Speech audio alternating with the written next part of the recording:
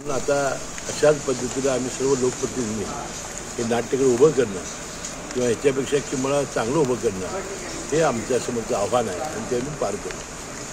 त्याला काही दिवसापूर्वीच सध्याचे वित्तमंत्री आणि त्यावेळेचे सुद्धा वित्तमंत्री अजितदादा पवार यांनी 10 कोटी रुपयाचा निधी दिलेला होता. नंतर याचं नूतनीकरण करण्यात आलं होतं. नंतर शाहू खासबाग मैदानाचं नूतनीकरण करण्यात आलेलं होतं.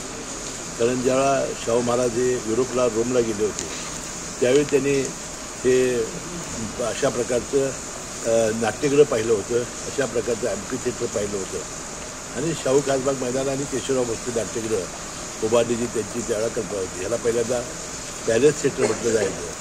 त्यानंतर केशवराव भोसलेंचं नाव त्याला दिलं गेलं. आज केशवराव भोसलेंची जयंती आणि दुर्दैवानं त्या पूर्वसंध्येला व्हावं हा एक हृदयाला चटका लावणारी गोष्ट आहे. पहिलं कारण ते प्राथमिक तर ते शॉर्ट सर्किटमुळं मागची जी बाजू जनरेटरची होती तिथून ते सुरू झालं आणि त्याचा भडका उडाला. त्याची चौकशी आम्ही करू. पण आता सगळ्यांना आपल्याला आव्हान आहे की आता योगायोगानं अजितदादा येता येतात परवाशी तर त्यांच्यासमोर बैठक घेऊन त्याला एक निधी देणं चांगल्या पद्धतीचं आणि महानगरपालिकेला पुन्हा एकदा अशा प्रकारचं नाट्यगृह ह्याच्यावेळी चांगलं उभं करणं हेच आमच्या खऱ्या अर्थानं आमच्या सर्व लोकप्रतिनिधींची आणि शासनाची जबाबदारी असून मानतो.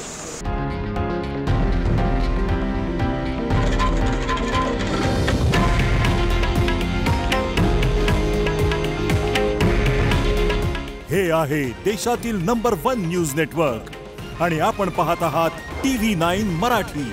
काळजी तुमची, हित महाराष्ट्राचं.